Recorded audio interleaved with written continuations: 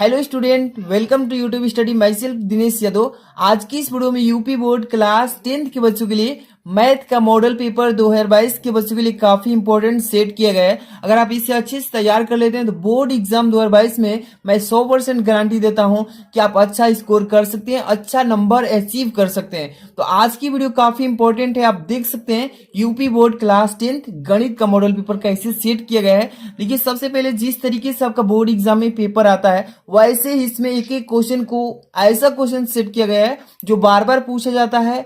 और मतलब आप पेपर उठाकर देख लीजिए 2020 का, 19 का, 18 का, जितने भी जो मतलब कि 30% सिलेबस से रिड्यूस किया गया है, उसके बाद जितने भी इंपॉर्टेंट क्वेश्चन है उसमें से मतलब कि अच्छा क्वेश्चन को सिलेक्ट किया गया, मॉडल पेपर सेट किया हूं मैं। तो आप इंपॉर्टेंट क्वेश्चन को अगर तैयार करना चाहते हैं मैथ का और फिजिक्स मतलब साइंस का, और इसके बाद देखिए जो इंग्लिश है, सभी सब्जेक्ट क्लास 10 का मैं तैयारी कराऊंगा, जबरदस्त तैयारी। तो आप चैनल पर नए हैं तो तुरंत सब्सक्राइब करके बेल आइकन प्रेस कीजिए ताकि कोई वीडियो मिस ना हो, ठीक है। इतना पहले मैं बता देता हूं। चलिए शुरुआत करते हैं। सबसे पहले देख सकते हैं UP board 10th math model paper, और यहाँ पर सबसे पहले नंबर जितने भी बच्चे, देखिए फर्स्ट चैप्टर से ये क्वेश्चन इस टाइप से आता है। जैसे कि यहाँ पर देख सकते हैं पहला क्वेश्चन दिख रहा है इसमें कि निम्न में से कौन सा सह अभाज्य संख्याओं का एक युग्म है। ध्यान से देखिए, बहुत इजी क्वेश्चन है और इसी तरीके से पेपर भी तैयार होकर आता है। तो ये मत समझिए कि इजी क्वेश्चन है इसको लगाना बेकार है, तो पेपर में फंस जाते हैं बच्चे। इजी क्वेश्चन हो या हार्ड क्वेश्चन सबको लगाते चलिए, ठीक है। टाइम कम है आपके पास। देखिए, निम्न में से कौन सा सह अभाज्य संख्याओं का एक युग्म है। इसमें से देखिए सबसे पहले आपको क्या करना होगा, ऑप्शन देखना होगा। जिस बच्चे को अगर मालूम होगा कि सह अभाज्य संख्या किसे कहते हैं, थ्योरी याद होगा तो इजीली वो समझ जाएगा। देखिए मैं बताता हूं, मतलब कि जिसका मस इस जितने भी जोड़े हैं, इस जोड़े में से अगर जिसका मस एक आ जाए ना, समझिए कि वो संख्या का जो जोड़ा है वो सह अभाज्य संख्या हो जाएगा। ओके, तो देखिए यहाँ पर ए नंबर ऑप्शन दिया है 14 और 35 का, 18 और 25 का, और 31 और 93, यहाँ पे 32 और 62 का है, ठीक है। इसमें से कौन सा करेक्ट आंसर होगा आप भी बता सकते हैं। जितने बच्चे को मालूम है तुरंत बता सकता है। देखिए मैं इसको चेक करके डायरेक्ट बताता हूँ। देखिए चारों अगर ऑप्शन चेक करूंगा ना तो ज्यादा टाइम लगेगा, मैं डायरेक्टली आपको आंसर बता देता हूँ। यहाँ पर देखिए पहले बी नंबर इसका आंसर सही होगा। क्यों? क्योंकि देखिए इसका जो मस्सा आएगा एक आएगा। कैसे? यहाँ पर देखिए 18 और 25 का मस्सा निकाल कर देख लीजिएगा। यहाँ से दोनों का अलग अलग मस्सा निकालते हैं। 3 से कीजिए, 3 से मतलब 2 से भी कट जाएगा। 2 9 18 और 3 से कीजिए, तितरी के ना, और 3 एकम 3 कट गया ना। इसको भी देख लीजिए, 5 से 5 25 25, 5 एकम 5। इसमें से देखिए 18 का जो है फैक्टर 2 गुणे 3 गुणे और 3 है, ये 18 का फैक्टर है, ठीक है। ये 25 का फैक्टर लिख लीजिए यहाँ पर 5 गुणे 5। इसमें से दोनों में से ऊपर और नीचे कुछ मिल रहा है? कुछ भी नहीं मिलता है, तो इसका मस्सा जो होता है ना वो क्या हो जाता है, कुछ नहीं मिलता है तो 1 लेते हैं।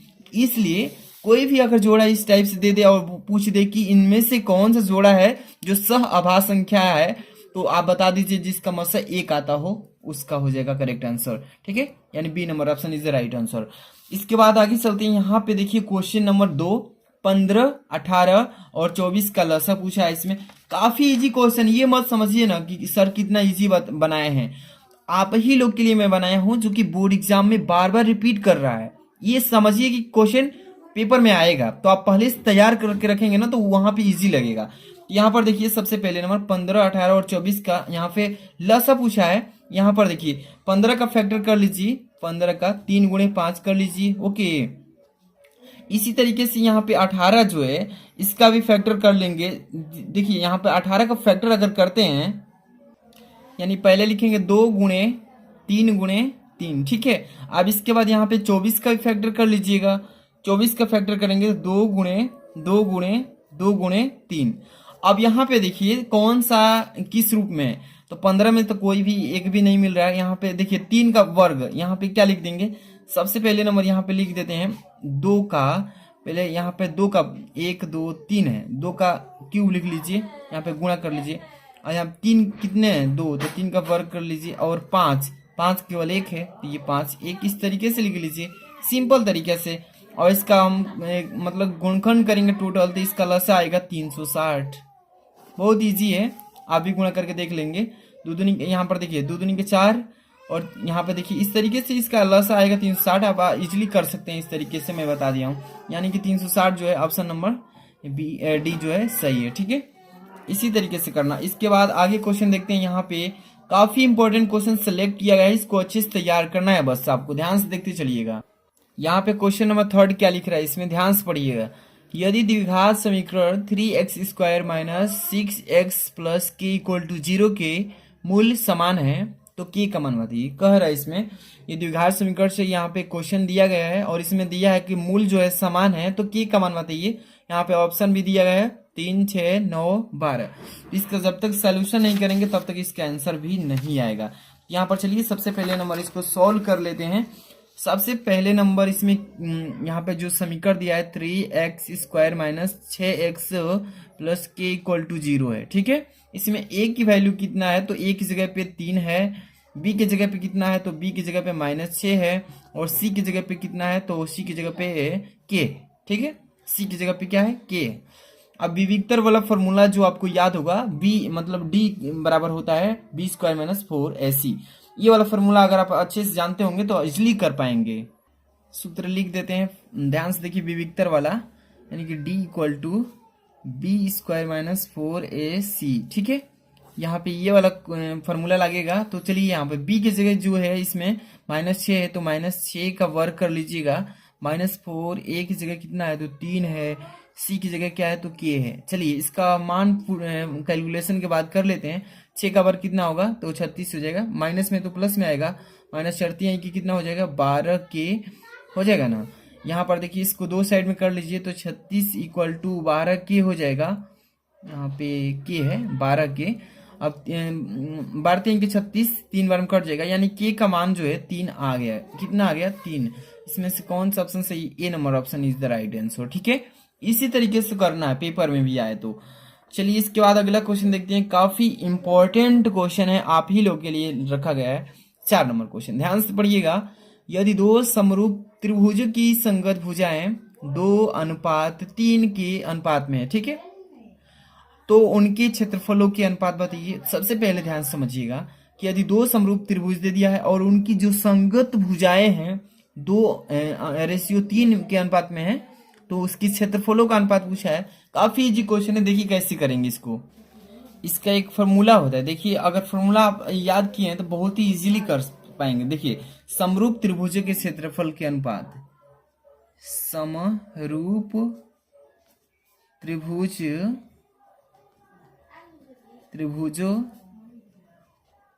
के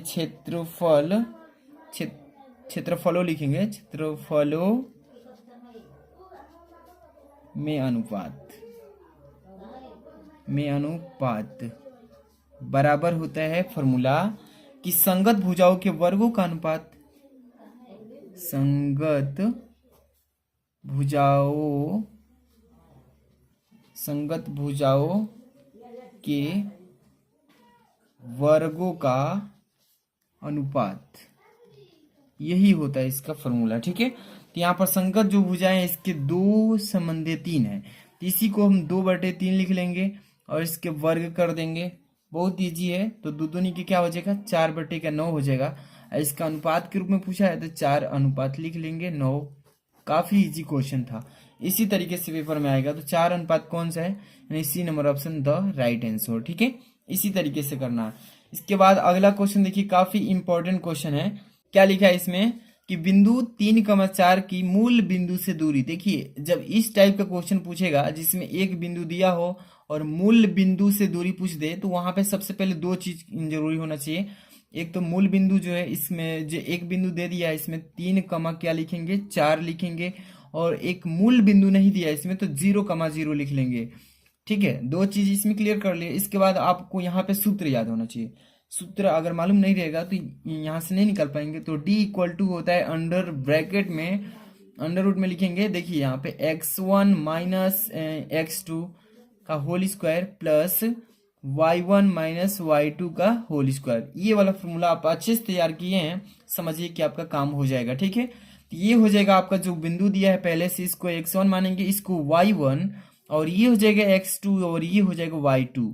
ठीक है, यहाँ पे देखिए ध्यान से, इस सूत्र पर रखिएगा मान को और इजिली आप निकाल लीजिएगा। ओके, यहाँ पर x1 का मान कितना है तो 3 है, माइनस y1 का मान 0, इसका वर्ग कर लीजिए, प्लस y1 की जगह पे 4 है और माइनस का 0, इसका वर्ग कर लीजिए। अब यहाँ पे चलिए इसका सोल्यूशन करते हैं। अंडर रूट में देखिए 3 का वर्ग कर लीजिए, 3 का कितना हो जाएगा यानी कि 9 और प्लस 4 का वर्ग कीजिए 6 के 16, डी इक्वल टू कितना हो जाएगा अंडर रूट में 25 होगा और अंडर रूट से बाहर जब आएगा तो 5 हो जाएगा इकाई के रूप में। ठीक है, तो यही हो जाएगा इसका आंसर। जितने बच्चे अगर 5 आंसर इसका निकाल लिए हैं पहले से, समझिए उनका सभी का सही है, यानी कि B number option is the right answer. ठीक है, इसके बाद आगे चलते हैं क्वेश्चन नंबर यहाँ पे 6, और ये बहुविकल्पी क्वेश्चन नहीं होने वाला है, काफी इंपॉर्टेंट क्वेश्चन है। और यहाँ पे देखिए किस टाइप से ये क्वेश्चन पूछा जा रहा है कि दो संख्याओं का अंतर 26 है। दो संख्या है बाबू और उनमें से दोनों का अंतर दिया है 26, और एक संख्या दूसरी संख्या की 3 गुनी है। जो एक संख्या है दूसरी संख्या की 3 गुनी है, उन्हें ज्ञात कीजिए। इसी टाइप से क्वेश्चन पेपर में आता है, बहुत ही इजी है।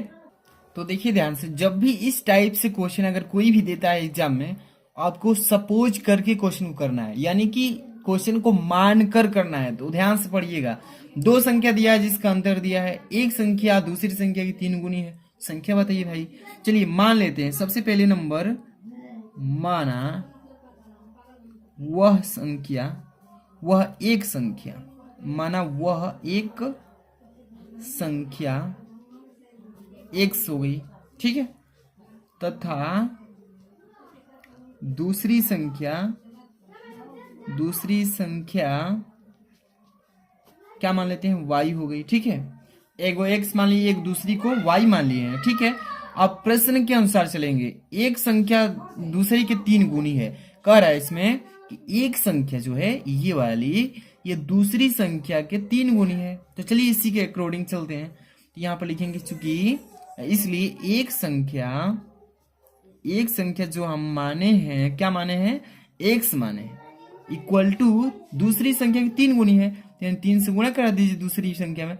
दूसरी संख्या क्या है बाबू, दूसरी संख्या हम लोग की है y है। ठीक है, अब यहाँ पे चलिए x इक्वल टू लिख लेंगे, 3 में y से कर लीजिए, 3y हो जाएगा।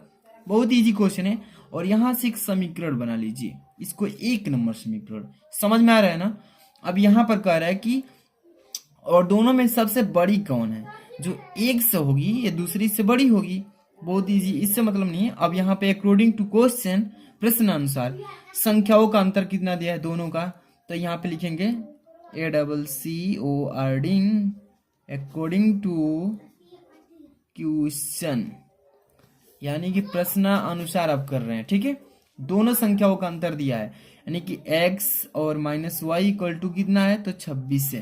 ध्यान समझ में आ रहा है ना, दो संख्याओं का अंतर 26 है, तो यहाँ पर x minus y equal to 26। ठीक है, इसको समीकरण नंबर 2 मान लिए। ठीक है, बहुत इजी क्वेश्चन। समीकरण 2 में x का मान रख दीजिए। समीकरण 2 में यहाँ पे लिख रहा हूं कि समीकरण 2 में x का मान रखने पर, चलिए बाबू रखिए, ध्यान से देखिएगा। सबसे पहले नंबर समीकरण 2 कौन सा है तो ये वाला है।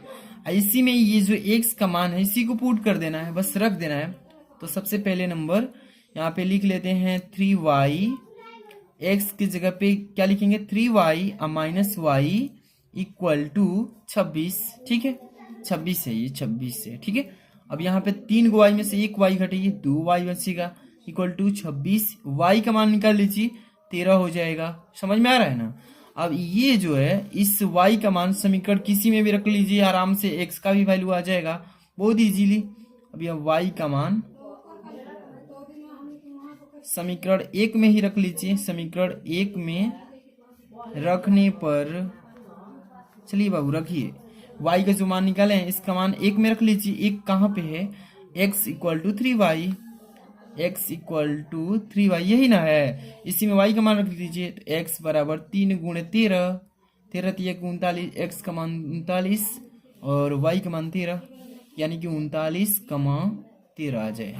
यही हो जाएगा इसका आंसर। ठीक है, इसी तरीके से पेपर में अगर कोई भी क्वेश्चन आता है समझ कर कीजिए, अगर नहीं आता है तो 2-3 बार देखिए, वीडियो को लाइक कर दीजिए अभी तुरंत। जितने बच्चे नए हैं सब्सक्राइब कीजिए, क्योंकि क्लास 10 की यहाँ पे बहुत सारी वीडियो आपको डेली मिलेगा, सामाजिक का, संस्कृत का, हिंदी का, विज्ञान का, गणित का, सब कुछ का यहाँ पे मिलेगा। तो सब्सक्राइब कीजिए और शेयर कीजिए अन्य बच्चों में, ताकि आपके लिए मैं बहुत काफ़ी हेल्प कर सकूँ। मिलते हैं नेक्स्ट वीडियो में। Thanks for watching.